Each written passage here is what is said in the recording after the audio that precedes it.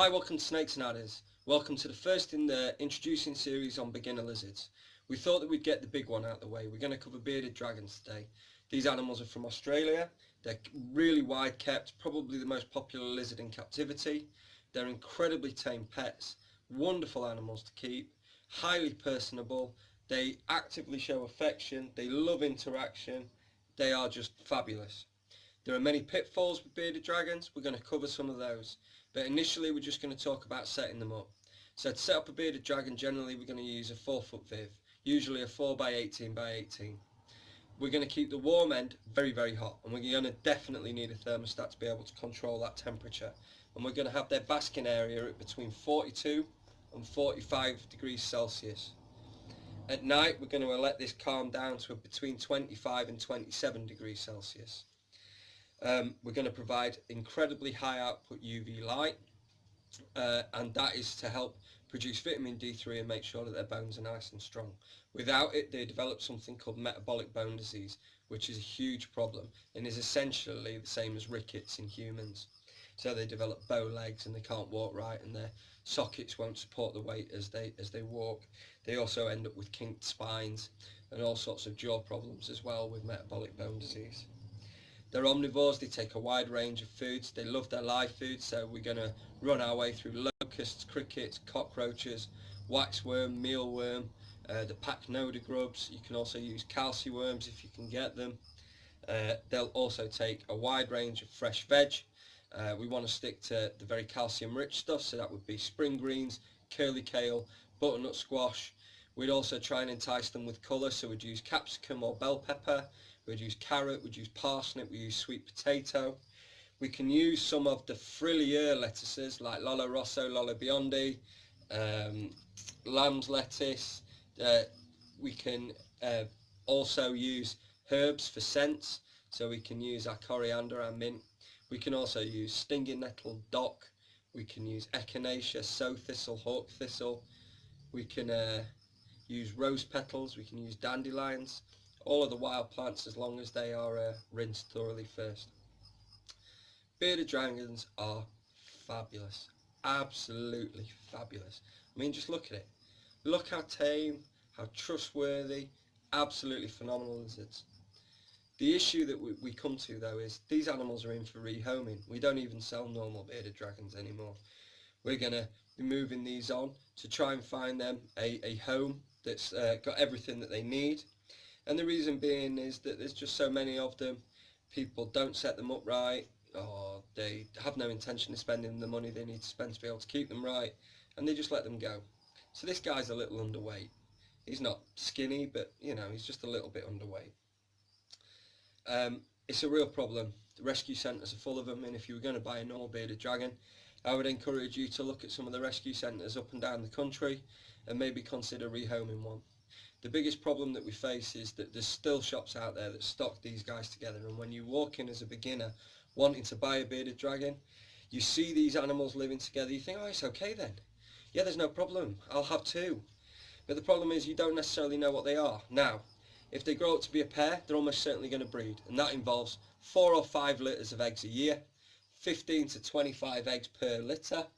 That's going to wreak havoc on the stores that your female has, and that's going to cause all sorts of problems.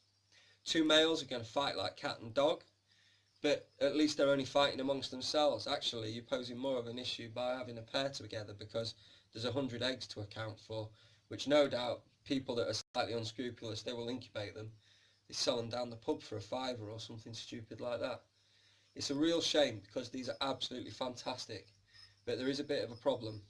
A lot of places online won't even let you advertise them anymore, because there's just so many issues with beardies. Now, we don't want to discourage you. You're a beginner, you're entering into this, you've read all the text online, and the text is pointing towards a bearded dragon, and I'm not going to argue with it, because bearded dragons are fabulous, fantastic. Just look at him, he's ace, absolutely ace. Just the problem is that they're overbred, and when kept in communal settings as babies in shops, they end up missing their tails, completely missing feet, missing legs, all sorts of problems, and it's a real shame, a real shame. It's imperative that you get a setup right and that you make sure that you're providing good UV and good heat, a good salad, fresh live foods with calcium and multivitamin powders used as well to balance their diet.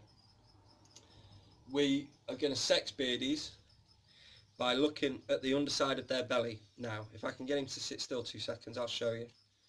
Come on, let me just have you 1 sec. On the insides of his thighs, there are things called femoral pores. And these femoral pores are dots that run along the inside of the thigh. And on males, they're big, angry and swollen, and they're hollow, and they contain like a holocrine wax, which releases pheromones that says, I'm a male. On a girl, these dots are nowhere near as well pronounced. So on mature animals, the femoral pores are a surefire way. The other way that we check is we bend the tail over, and when we bend the tail over, the cross section of the tail here by the vent, if there is a hollow channel up the middle and a bump either side, that is a boy. If it is flat, then it's a girl. Thank you. Behave really well then. Cheers. So what we're looking for is either in its cross section like a figure of 8 with that bump, hollow bump. That's a boy. If it's just rounded, it's a girl. You want to be careful even keeping girls together. They can become territorial, and certainly when animals are growing up, we'd never advise that you communally house bearded dragons. If you're going to buy a beardie, keep it by itself. It is a solitary animal. Please do not put them together, otherwise you perpetuate the problems that we currently have in this hobby with the overbreeding and production of bearded dragons. It is a crying shame that an animal as majestic and beautiful as a beardie has been overbred to the point where they're almost being given away and they are absolutely maligned as a result. For a bearded dragon rig, a proper one with the stats, UV lights, heaters, all the equipment, you're looking at 300 quid. Yet, these were just given to us. Just given to us. I don't want them anymore. Rehome them for me. As if they were like an old pair of used trainers or an old BMX bike. This is an animal that's going to live 10 or 12 years. You know, take some responsibility. They're a serious undertaking, and I take it seriously with beardies simply because the problems that are there are our own doing. It's not the animals. We understand that they are active breeders, that they want to mate, and yet we still keep them together. We put the females at risk of serious bodily harm and aggression from a cohabiting male. Why? Because, what, we're too lazy to do the research and read up on them? I don't get it. We're going to keep 25 babies together even though they're in competition, and when the food goes in, a feeding frenzy ensues, and they're basically just chasing each other around, grabbing hold of anything that moves, and that includes other cage mates' legs, tails and toes. It's ridiculous, and it's a real shame. The Latin name for these guys is Pagona viticeps. And there is another relation, which is slightly smaller, called a Rankin's dragon, and that is Pagona henry lawsoni. So you can look up both of these. The Pagona henry lawsoni can be collected in a slightly smaller viv, very similar temperature requirements and dietary requirements, but slightly more manageable.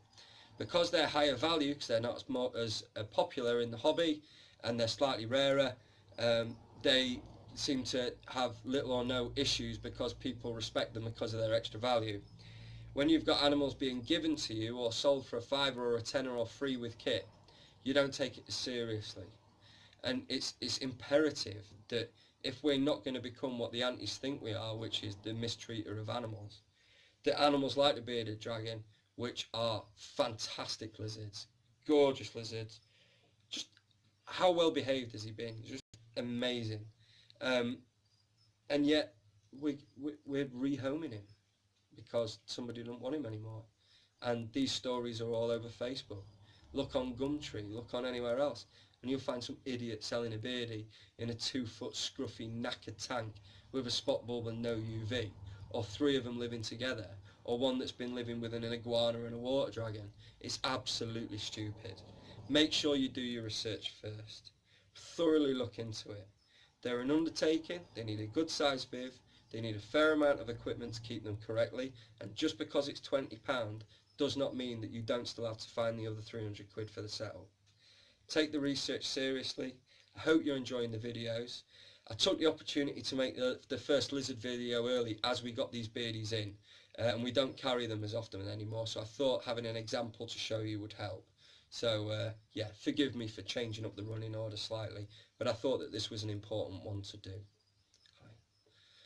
Keep watching the videos, and yeah, we'll keep them coming, and thank you ever so much. Cheers.